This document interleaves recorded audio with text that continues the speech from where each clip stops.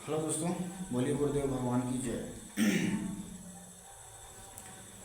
भाइयों, यहाँ पे मैं एक छोटा सा भजन लेके आया हूँ। ये जो भजन है ये अक्सर हमारे गुरुदेव भगवान इस भजन के बारे में बताते हैं। ये भजन पूरी साधना का निचोड़ है, क्योंकि जिस के दम पर, जिसकी मदद से पूरी साधना हम पूर्ण करते हैं, वो है हमारी श्वासा। और वो श्वासा किस में है? वो इस शरीर में श्वासा चलती है। तो ये एक छोटा सा भजन है कि निरंजन निरंजन माला घट में फिरे दिन रात, ऊपर जावे नीचे आवे, श्वास श्वास चढ़ जाए, संसारी नर समझत नाही, बिरथा जन्म को बिहार, निरंजन माला घट में फिरे दिन रात। अब देखिए, मैं थोड़ा सा इसकी व्याख्या करूँगा, लेकिन उसके पहले मैं एक ये चर्चा कर दूँ कि हमारी सनातन संस्कृति में नाम जप के बारे में बहुत बड़ी बड़ी बातें बताई गई हैं और उसको सबसे महत्वपूर्ण माना गया है। उसको पूरी साधना का निचोड़ बताया गया है। और आप जितने भी महापुरुषों को पाएंगे, चाहे हमारे गुरुदेव भगवान कुंडी महाराज जी हों, चाहे हमारे परमहंस महाराज जी दादा गुरु रहे हों, चाहे अरगड़न स्वामी जी रहे, चाहे नीम करोली बाबा, मानंद भाई, देवराहा बाबा, ऐसे महापुरुष जो इस पूरे सृष्टि में, इस पूरे ब्रह्मांड में जिन्होंने ये स्थापित किया है कि परमात्मा होता है और उसको पाने का सबसे जो मूल तत्व है वो है नाम जप। इसीलिए आप देखेंगे कि जितने भी पहुँचे हुए महापुरुष हैं वो हर साधक को नाम जप के बारे में बताते हैं। तो मैं थोड़ा सा ये बताऊंगा कि वो लोग जो नाम जप के बारे में बताते हैं उसमें जो नाम जप की पद्धतियाँ, विधियाँ बताते हैं वो कैसे बताते हैं। जैसे हमारे सदगुरु भगवान बोलते हैं कि नाम जप 4 प्रकार से हो सकता है: बैखरी, मध्यमा, पश्चंती और परा। 4 प्रकार की है। परा लास्ट में जो है उसको अजपा भी बोलते हैं। जैसे बैखरी है, बैखरी में जब हम नाम जपते हैं तो मान लीजिए आप किसी साधक को गुरुदेव भगवान ने नाम दिया कि राम राम जपो, तो वो बैखरी में कैसे जपेगा राम? वो बैखरी में जब जपता है तो वो इस प्रकार जपता है: राम राम राम राम राम राम राम राम राम राम राम राम राम राम राम राम। ये दूसरी बात फिर आता है, बैखरी के बाद क्या आता है? मध्यमा। दूसरी मध्यमा कैसी होती है? मध्यमा में जब साधक जपता है तो आवाज़ नहीं आती है, खाली मुंह चलता है।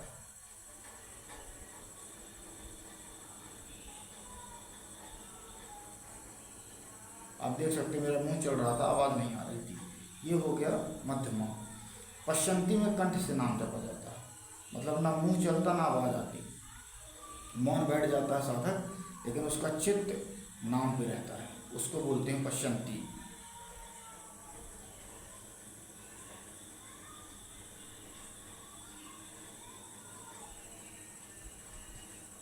ये इस प्रकार।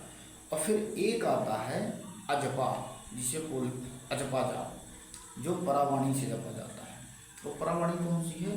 जो श्वासा की मदद से जपा जाते हैं। दोस्तों, इस सृष्टि में जो भी महापुरुष हुए जिन्होंने परम तत्व की प्राप्ति की, जिन्होंने उस तत्व को पहचाना, वो परावाणी से ही नाम जप किया।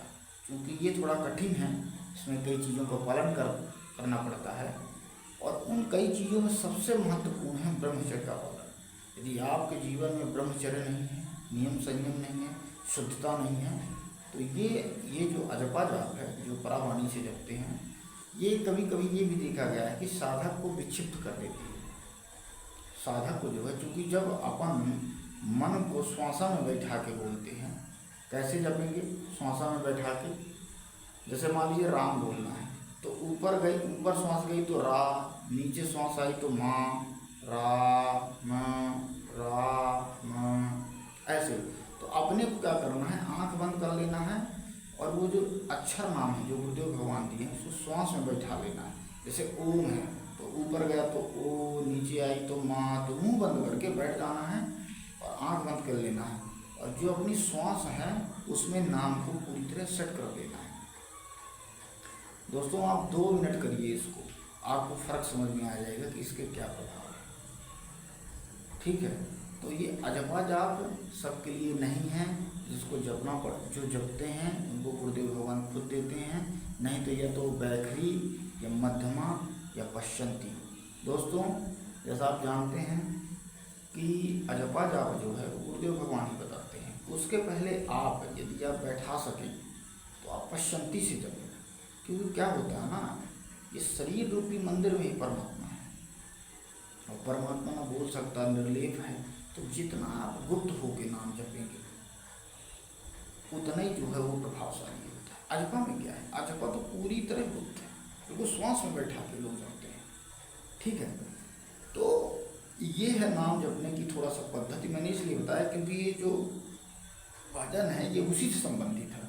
अब मैं ये थोड़ा सा भजन एक बार फिर बोलता हूँ और उसको आपको व्याख्या कर देता हूँ। निरंजन माला घट में फिरे दिन रात। ये जो मनुष्य का शरीर है, ये जो घट है, इसमें बताया गया है तो 24 घंटे श्वास आपकी चलती है, उसी को बोला गया है निरंजन माला। ठीक है, तो इसी की बात की गई है कि निरंजन माला घट में फिरे दिन रात, ऊपर जावे नीचे आवे, श्वास श्वास चढ़ जाए। देखिए ऊपर जाती है नीचे आती है, ठीक है, तो श्वास श्वास चढ़ जाए। संसारी नर समझत नाही बिरथा जन्म गवाए विहात। और जो मनुष्य का ये संसारी नर है, जो मनुष्य है, इस श्वास की जो वैल्यू है, जो उसकी कीमत है, उसको नहीं समझता। क्यों? क्योंकि सही गुरु का मार्गदर्शन नहीं है। नहीं तो दोस्तों आप ये समझिए कि आप घर गृहस्थी संसार के सारे कार्य करते हुए यदि आप इस तथ्य को समझ जाएं और किसी सदगुरु पूर्ण गुरु की सानिध्य पकड़ लें और उनसे कोई नाम ले लें और इस नाम को या तो पश्चंती से, या आपको समय मिलता है, जैसे आप सुबह शाम तो मिलता ही है सबको, बैठा के 5 मिनट 10 मिनट, ज़्यादा नहीं करना, घंटे 2 घंटे 4 घंटे, वो तो गुरु के सानिध्य में ही करना है। नहीं तो हो सकता है कि कोई न कोई विकृति पैदा कर दे। लेकिन फिर भी 2 मिनट 4 मिनट 5 मिनट इतने में यदि आप डेली सुबह शाम करने लगे अजपा जाप तो आपको फ़र्क समझ में आ जाएगा। तो मैं तो यही कहूँगा कि 2 मिनट 4 मिनट इसका अभ्यास करें। और ये जो निरंजन माला सांसों की चल रही है, इसमें बैठा के करें, आपको फ़र्क समझ में आ जाएगा। बाकी आप ये समझिए, नहीं तो या तो बैखरी से करें, या मध्यमा से करें, या पश्चंती से करें, यही है मूल भजन। और इसी से धीरे धीरे परम तत्व की प्राप्ति हो सकती है। बाकी कोई चारा नहीं है।